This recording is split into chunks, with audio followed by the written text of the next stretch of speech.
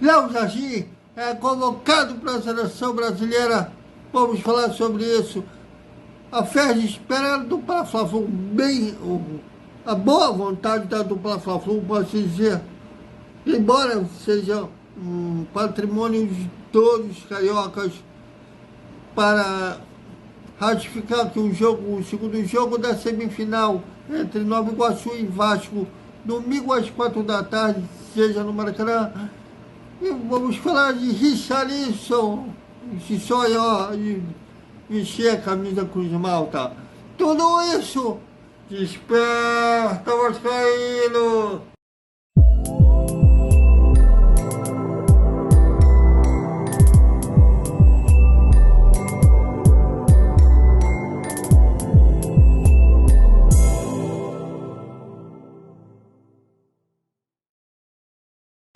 Salve, salve galera do Vascão!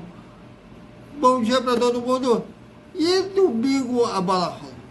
E como rola, esperando um bem bom dos gestores síndicos, não é dono, mas acha um dono da dupla Fla-Flu, para que seja ratificado que Nova Iguaçu e Vasco, mando de campo do Laranjão da Baixada Fluminense, seja no Maracanã, às 4 da tarde, com o jogo sendo transmitido pela Bandeirantes, já que o Nova Iguaçu tem, assim como a dupla Fla-Flu, contrato com a produtora que repassa os jogos para a Band. E é a produtora ligada também tem parceria com a Ferdi. Como no primeiro jogo, que o Vasco não tem contrato com essa produtora, foi transmitido pelo SBT, pela Sport TV, pela Premiere e pela Gual Esporte, são mídias que o Vasco tem contrato. Bom, e como eu falei, a Federação de Futebol do Rio de Janeiro espera o aval da dupla Fla-Flu para que confirme que o jogo contra o duelo Nova Iguaçu e Vasco, domingo às 4 da tarde, seja no Maracanã. Eu acho que eles não vão ter problemas de garantir esse jogo, até porque uma parte fica para os gestores mesmo. E o último duelo, só a torcida do Vasco rendeu 3 milhões de reais, mas foi a dupla Fla-Flu. Não sei se eles estão com o ego ferido por causa disso. A parte da Fla-Press deve estar agora, não sei se os gestores da dupla Fla-Flu estão. Bom, e o goleiro Léo Jardim, uma fase excepcional, ainda mais nesse ano, até virou catador de pênalti, pegou o pênalti do Gabigol, foi herói, pegando o pênalti contra o Água Santa na Copa do Brasil, acertou todos os cantos. E além da fase atuando em si, se não fosse o Léo Jardim no jogo de domingo passado contra o Nova Iguaçu, acho que teria perdido. Compensando essa fase, o técnico Dorival Júnior, da Seleção Brasileira, chamou o goleiro vascaíno para os amistosos contra a Inglaterra e a Espanha, no lugar do goleiro Edson, que se machucou. Também foram convocados o Fabrício Júnior, zagueiro do Flamengo, no lugar do Marquinhos, do Paris Saint-Germain, e o Galeano foi convocado no ataque no lugar do Martinelli, que se lesionou também. O Galeano, como eu falei, eu não conheço. No vídeo anterior, quando eu se referia ao Cleiton, não tenho acompanhado o futebol português. O Galeano defende o Porto hoje. Não sei como que ele está, não sei se a convocação foi merecida. Mas o Dorival Júnior, técnico da seleção hoje, tem vários meios de acompanhar o futebol do mundo inteiro. Eu nem sei onde está passando o futebol português, o campeonato português atualmente. O último jogo que eu vi do campeonato português foi da época da pandemia, que foi clássico Benfica e Porto.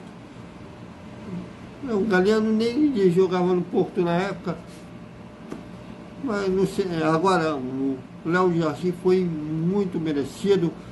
Não falo só por ser vascaíno e ser goleiro do Vasco, mas pela fase mesmo que ele está passando, o seleção é momento e no Brasil não tem ninguém um momento melhor que o Léo Jardim.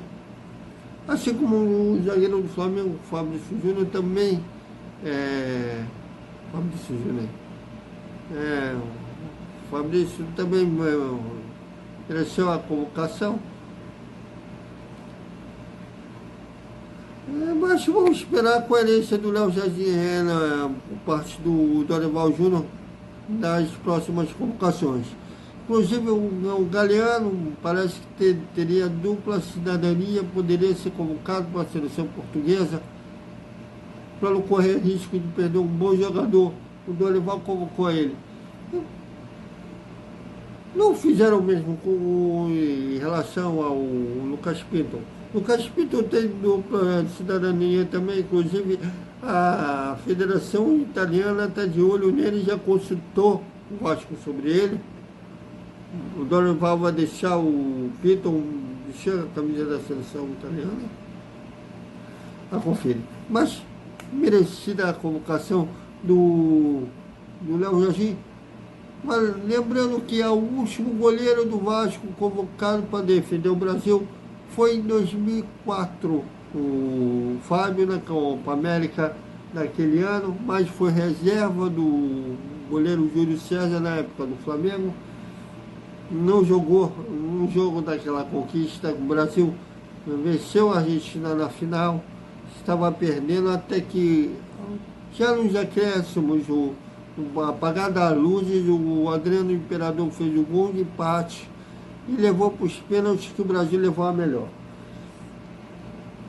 Foi a última convocação de um goleiro que jogava no Vasco, foi chamado para a seleção brasileira. O Fábio hoje defende o Fluminense.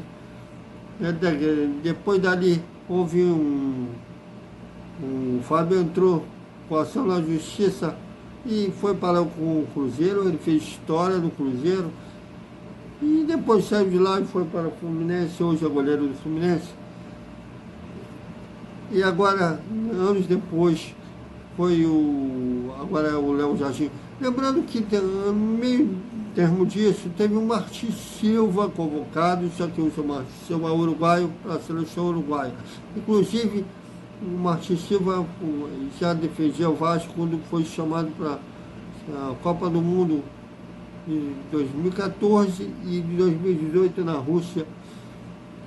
Ele era goleiro do Vasco, mas para a seleção brasileira já fazia tempos que não havia um arqueiro sendo chamado para defender o Brasil. Não sei se vai ser titular nesse confronto, muito provavelmente, como são dois amistosos, é possível que o Dorival teste o Léo Jardim em algum desses jogos, nem que seja no decorrer da partida. Bom, e para encerrar o nosso Desperta Vascaíno, já que a segunda-feira foi de folga, né? Nessa hora que vocês devem estar vendo um vídeo, deve ser os jogadores devem estar se representando no centro de treinamento Márcio Barbosa. O Richarlison, que hoje defende o Tolima, fez uma entrevista ao canal Desimpedidos do Fred. Abraço ao Fred, ele não me conhece, também não conheço o Fred pessoalmente, era de São Paulo, até que ele é declarado palmeirense. Fez uma entrevista com o atacante Richarlison do Tolima e o Emerson Royal, também do Tolima.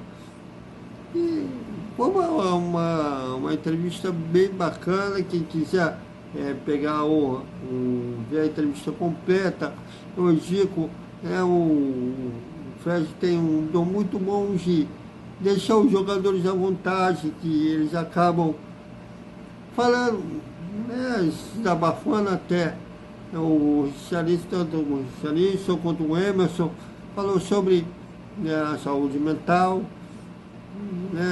Inclusive o Richarlison falou que melhorou muito a saúde mental depois que passou a fazer terapia e a psicólogos. E a gente, a gente passa a ter uma noção como fica o psicológico do jogador quando ele fica lesionado, principalmente quando é uma lesão grave. Porque aqui no Brasil tem um preconceito muito grande, inclusive ele mesmo disse que antes de ir ao psicólogo tinha preconceitos. E quando o jogador está lesionado, o torcedor não quer saber, começa a chamar de chinelinho e tudo mais. Inclusive eu lembrei do hoje presidente do associativo do Vasco, Pedrinho, que ele falou que teve, né, quando aquela entrada do zagueiro do Cruzeiro, ele nunca mais foi o mesmo, vivia de lesão, e tinha torcedor chamando ele de podre. Deixou ele uma depressão profunda, né? Hoje ele fala abertamente sobre isso. E um conteúdo legal. E o Richarlison foi questionado qual clube que ele pretende defender quando voltar ao Brasil. Ele jogou no Fluminense, jogou no América Mineiro e jogou no Atlético Mineiro. E ele falou dele quase foi para o Palmeiras, quando ele estava no Fluminense, estava para ser negociado com o Palmeiras, ele até se interessou em ir para São Paulo, porque o Palmeiras na época jogava Libertadores, mas acabou o negócio melou. Na torcida, até ele fala que a torcida pegou no pé dele depois, ele quer ser grato ao Abel, que ajudou nessa recuperação, tal. E ele tem 2 clubes que ele se interessaria em voltar ao futebol brasileiro.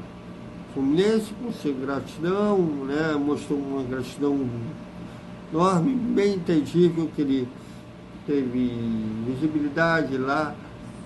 E no Vasco, que a família dele é vascaína, se declarou vascaíno, que ele, inclusive, na última Olimpíada, né, ele vestiu a camisa do Vasco, né, tinha jogadores do Vasco lá, e ele até deram a camisa do Vasco para ele, e ele vestiu a camisa do Vasco. Eu não lembro que lá ele também já se declarou vascaíno, mas no canal ele falou que era a primeira vez que ele declarava seu amor aos Gigantes da Colina. Veja. O Brasil que jogaria hoje? Fluminense ou Vasco? Fluminense ou Vasco? Pô, logo o rival? Não. Por que o Fluminense a gente tem, mas por que o Vasco? Porque minha família toda é vascaína e eu sou tricolor, né, de, tipo, porque eu joguei lá e tudo, mas eu sou vascaíno, eu tô falando pra você, essa é a primeira vez que eu tô falando do meu time lá no Brasil. Ele sabe que eu acompanho o Vasco aqui de madrugada aí, chego lá no CT lá todo cansadão, às vezes com raiva. C7, o que você está esperando? Alexandre Matos, o que você está esperando? Abrir o cofre. Se bem que ele falou que ainda pretende jogar um tempinho no futebol inglês na Europa, mas olha, depois dessa não custa nada. Tem um papinho com Então é isso, galera. Até o nosso boa noite, o resumo da terça-feira do Vasco, e na quarta-feira a gente volta à nossa hora do almoço, também fazendo nosso editorial, e durante a semana mais sobre esse confronto com Nova Iguaçu e Vasco. Até mais.